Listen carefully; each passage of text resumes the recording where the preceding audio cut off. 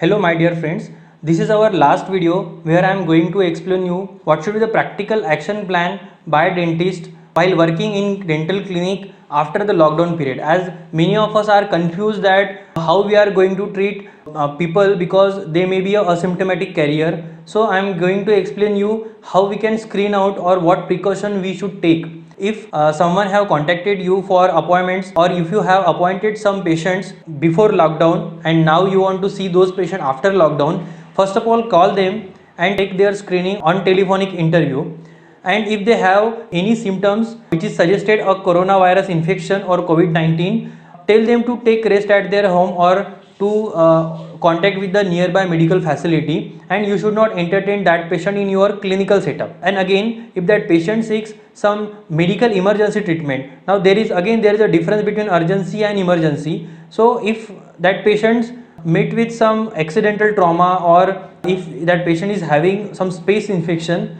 in those emergencies that patient can get treated with all the protective equipment. And if you require to do some aerosol generating procedure on that patient, that should be done into the airborne infection isolation room. Now that is also called as a negative pressure room. Then what is a negative pressure room or airborne infection isolation room? I am not going in depth of that because it is not possible to have that in your clinical setup. So better to refer that patient to the government facility. Coming to next portion, if a unknown OPD comes to your clinic, you should have one poster outside your clinic which should have a written guideline which suggests that patient, if you are having any of symptoms which suggest corona, you should not enter a clinic, and rather you should call us from outside of the clinic. We have designed one such poster and we are releasing that soon. In that poster you can write your phone number so that patient can contact you, and if that patient does not have any symptoms which suggest corona, then that patient should do hand hygiene first.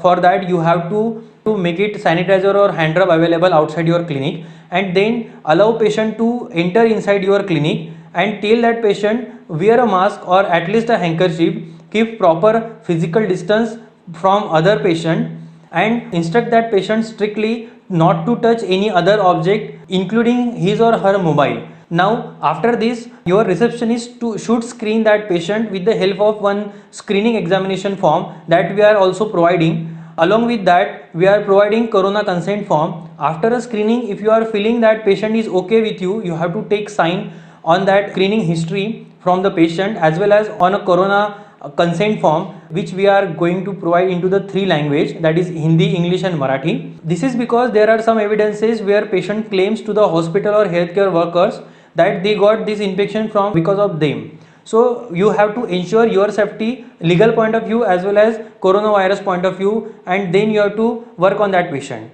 After that, once you feel the patient is okay, and even if you want to clear your doubt whether that patient is asymptomatic carrier or not, so there is a one test that we can utilize for this purpose, that is a rapid antibody based blood test. So these kits are available soon in the market. This is because ICMR have given some guideline for these companies, and that's why these kits are not available right now.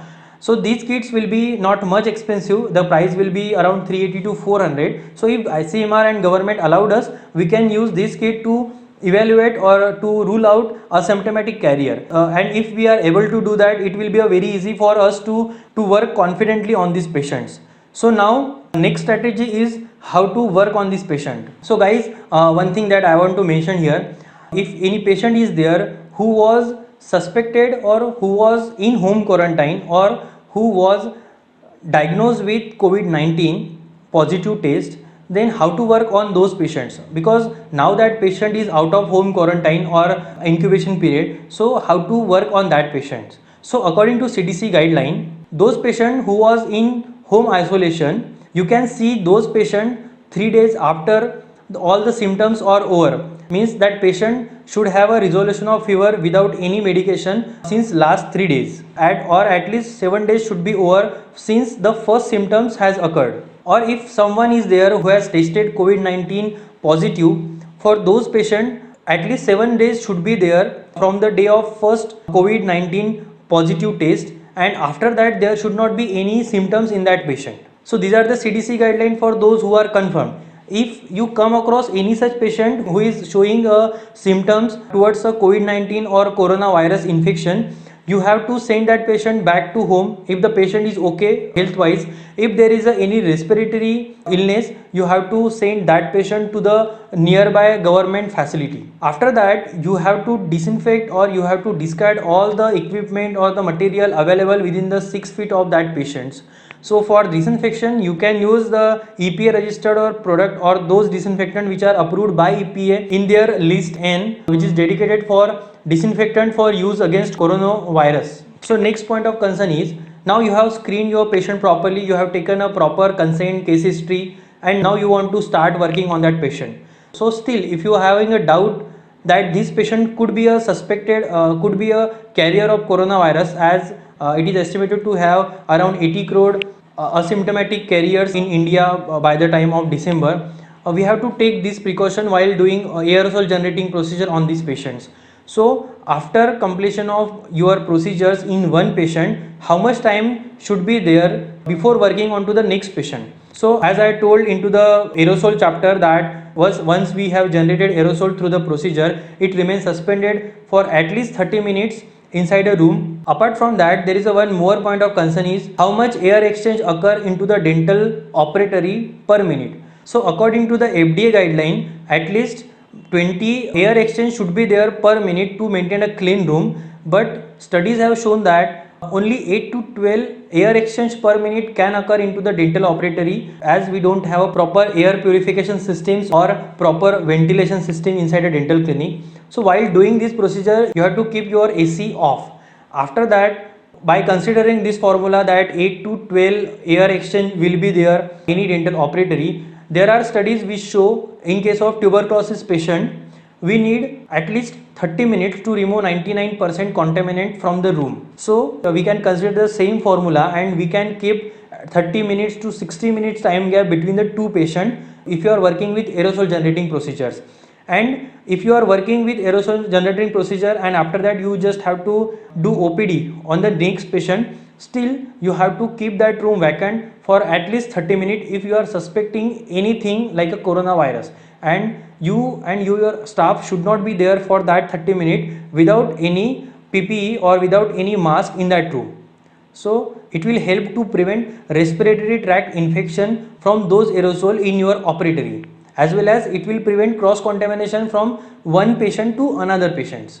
So after completion of your procedures on any patients, you have to discard your PPE as per the guideline, or if you are using a reused PPE, then you have to manage your linen of that gowns or PPE according to the linen management protocol, which we have demonstrated in another video. And then you have to autoclave it in your pressure cooker type autoclave with the help of drum, or in your class B autoclave. Then you have to store it properly. So this is about how we can maintain, and again after that you have to disinfect all the equipment, you have to clean all the equipment and sterilize them properly before using to the next patient. And again you have to disinfect all the areas with a recommended disinfectant in a two-step procedure, that is a cleaning and disinfection procedure. Remember, during aerosol generating procedure you have to use high evacuation vacuum pressure system suction in your patient. You have to use pre-procedural mouth rinse with the betadine mouthwash, that is a 0.23 1% solution for 1 to 2 minutes. So with this I am concluding my whole training videos on infection control in dental practices. I hope this last video can help you to evaluate and to plan your action plan for while working after lockdown period. I am not saying this is a final and this is a concrete action plan, but this action plan can minimize the risk of cross contamination or while maintenance of proper infection control protocol based on whatever guidelines are available and whatever sections we have covered into the training program. You can individualize your own, but while tailoring your action plan you should take care of all the guidelines means you should be able to answer to yourself that why you are doing this procedure or why you are using this equipment and how it will going to protect yourself from cross contamination in case of coronavirus or other diseases. So guys, with this training program, I hope I have explained all the procedures, all I have highlighted all the areas which we are required to maintain an infection control protocol, as well as I have explained the minimum equipment or minimum chemical or disinfectant required to be used into the dental clinic infection control program. I am requesting you all that don't overuse any disinfectant in your dental clinic. This is because of fear of coronaviruses, many companies are bombarding dentists or other healthcare professionals that we should use this chemical or we should use that chemical, but use proper chemicals, don't overuse fumigation procedures as well. This is because you are going to damage your environment more with the help of those disinfectant. So be aware from the frauds and use proper guideline. Stay safe, stay healthy, and protect your patient from the cross contamination and coronavirus, because this is your responsibility, your community is your responsibility. And with this I am concluding my last words. Thank you very much for staying with us for the whole training program. And if you have any queries or if you have any suggestion, please mail us or please message us or please comment on the video so that we can evaluate further our training program or we can implement new things in our training program. So thank you very much, and stay tuned with the Fumident for further updates on infection control in dental practices. Thank you.